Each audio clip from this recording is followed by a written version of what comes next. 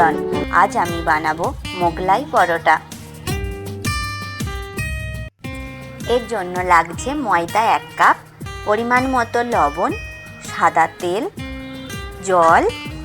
আর মোগলাই পরোটা বানাতে পুরের জন্য লাগছে একটা টমেটো ছোট ছোট করে কাটা, পেঁয়াজ কুচি, এখানে একটা বড় পেঁয়াজ নিয়েছি, কাঁচা লঙ্কা কুচি, আমি এখানে একটা কাঁচা লঙ্কা নিয়েছি, আদা রসুন কুচি হাফ চামচ, ক্যাপসিকাম ছোট ছোট করে কাটা, আমি এখানে একটা ক্যাপসিকামের 4 ভাগের 1 ভাগ নিয়েছি, গোলমরিচ গুঁড়ো সামান্য, ধনেপাতা কুচি 1 চামচ, আর লাগছে 2টো ডিম। মোগলাই পরোটা বানানোর জন্য প্রথমে আমি ময়দা মাখবো, তাই ময়দাতে দিলাম পরিমাণ মতো লবণ আর 2 চামচ তেল। ময়দার সাথে এগুলো ভালোভাবে মিশিয়ে নিচ্ছি। এরপর অল্প অল্প জল দিয়ে আমি ময়দা মাখছি।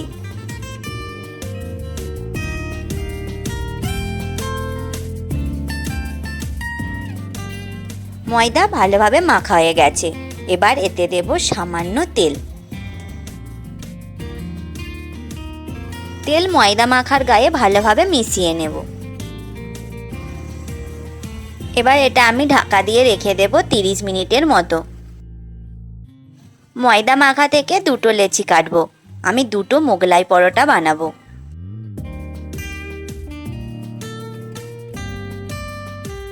সামান্য তেল দিয়ে এটা বেলবো। মোগলাই পরোটা বানানোর জন্য খুব পাতলা করে বেলতে হবে, যতটা পাতলা করা যায় ততই ভালো। এইভাবেই 2টোই বানিয়ে নেব। পরোটার ভেতরের পুরের জন্য একটি পাত্রে দিলাম পেঁয়াজ কুচি, লঙ্কা কুচি, আদা রসুন কুচি, ক্যাপসিকাম কুচি, টমেটো কুচি, ধনেপাতা কুচি, সামান্য গোলমরিচের গুঁড়ো, পরিমাণ মতো লবণ আর ডিম।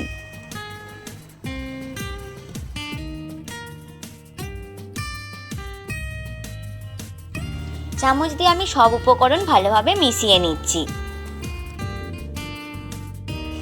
প্যানে তেল গরম হতে দেব,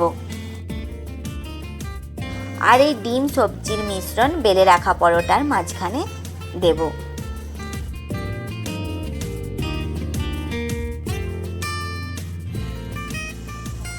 এবার দেখুন আমি এইভাবে এটা ঢেকে দেব। প্রথমে এক পাশের রুটি ডিম মিশ্রিত পুরের ওপর দিলাম আর অন্য দিকেও মুড়ে দিলাম। এইভাবেই অপর দুদিক মুড়ে দেব।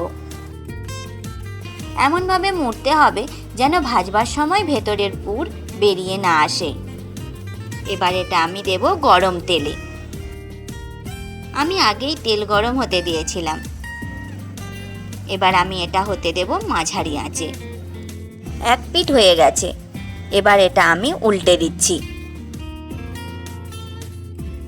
মোগলাই পরোটা বানাতে একটু সময় লাগে, না হলে ভেতরের পুরটা ভালোভাবে হবে না। 2 পিঠই ভালোভাবে ভাজা হয়ে গেছে, এবার আমি এটা তুলে নেব। এইভাবে 2টোই বানিয়ে নেব। তৈরি মোগলাই পরোটা। গরম গরম পরিবেশন করুন।